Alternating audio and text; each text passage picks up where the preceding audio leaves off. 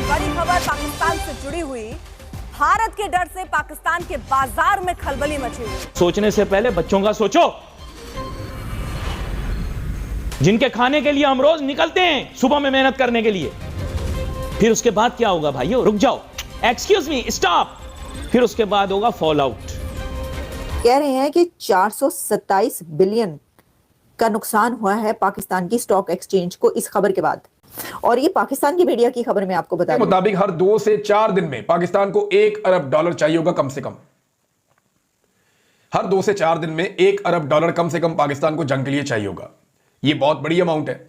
अगर पाकिस्तान एक बड़ी वॉर में इंडिया के साथ चला जाता है तो खर्चा इससे भी ज्यादा बढ़ जाएगा। पाकिस्तान की हालत बद से बदतर होनी अभी से शुरू हो चुकी है। बेवकूफ़ी किसकी थी रात 2 बजे प्रेस कॉन्फ्रेंस करवाने की, और इसका हमें क्या फ़ायदा हुआ?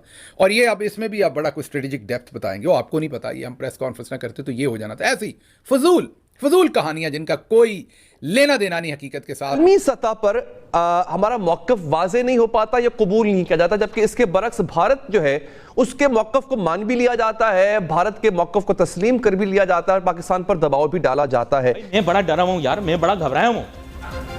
आप लोगों को एहसास ही नहीं है कि क्या हो रहा है।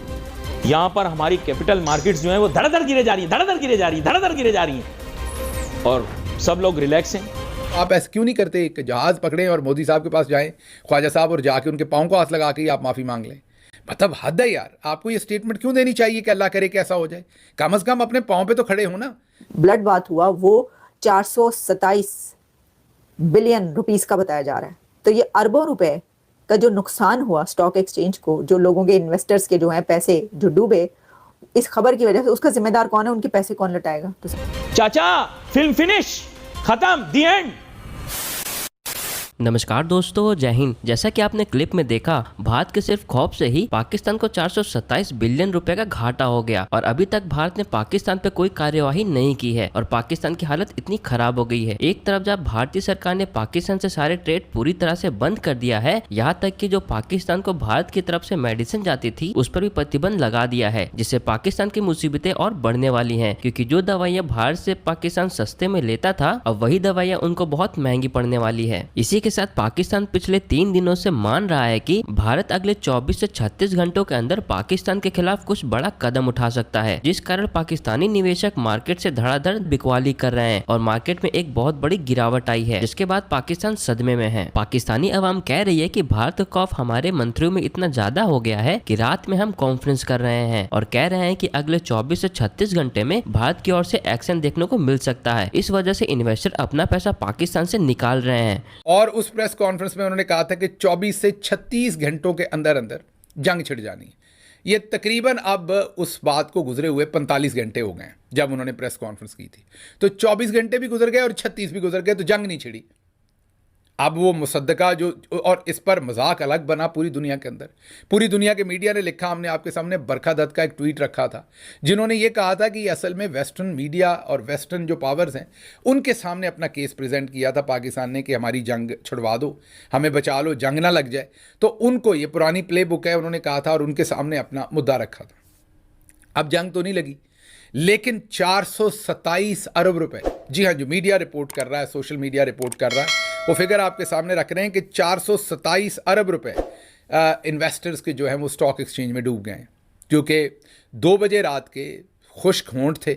उनके साथ आके बेचारे डेंटोनिक ने ऐलान किया, अंग्रेज़ी मुश्किल लिख के दी हुई थी, उसके चेहरे के तासरात ऐसे ही थे जैसे 2 चपेड़े मार के बिठाया हो। माजरत इन अल्फाज पर, बहुत माजरत, लेकिन लग ऐसे ही रहा था कि जैसे तशद्दुद करके बिठाया हो। जैसे हमारे लोगों के इंटरव्यूज़ लिए थे या हमें तशद्दुद करके जब अदालतों में लाते थे, जो हमारी हालत होती, बेचारा बिल्कुल वैसे ही लग रहा था कि तशद्दुद करके जनाब बिठाया हुआ है और पढ़ा जा नहीं रहा था, और टेलीप्रॉम्प्टर के ऊपर से नहीं पढ़ा जा रहा था।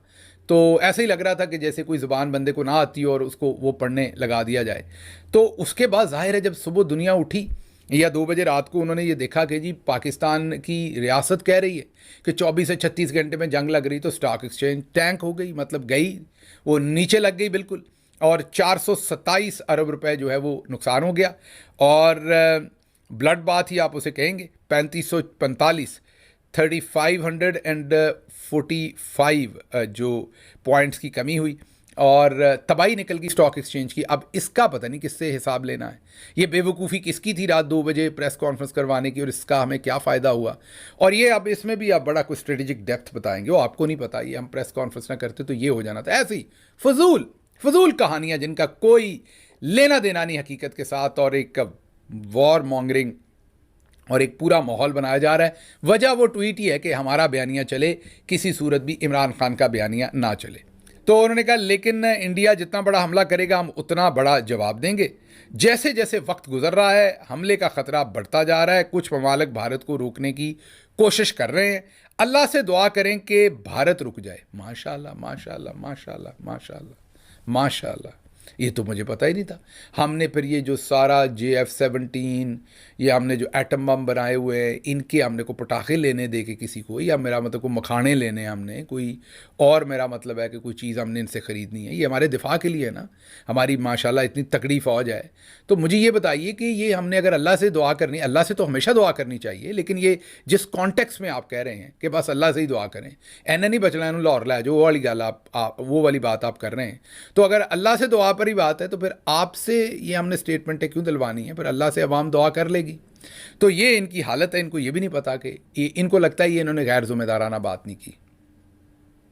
ये इनको लगता है कि इन्होंने ये वाली बात, ख्वाजा साहब आप ये बात समझ लें, आप जब बोलेंगे माजरत के साथ चबल मारेंगे। आप ना बोलें तो बेहतर है। पहले आपने कहा कि हाँ हम 30 साल से ये गंदा काम कर रहे हैं और हम दहशतगर्दों को पनाह भी दे रहे हैं और प्रमोट भी कर रहे हैं। आपने कन्फेस किया, पूरी दुनिया में आपका कन्फेशन चला, पूरी दुनिया ने कहा कि पाकिस्तान के डिफेंस मिनिस्टर ने ये कन्फेशन किया। अब आप कह रहे हैं कि वक्त गुजरने के साथ जंग लगने का ख़तरा बढ़ता जा रहा है।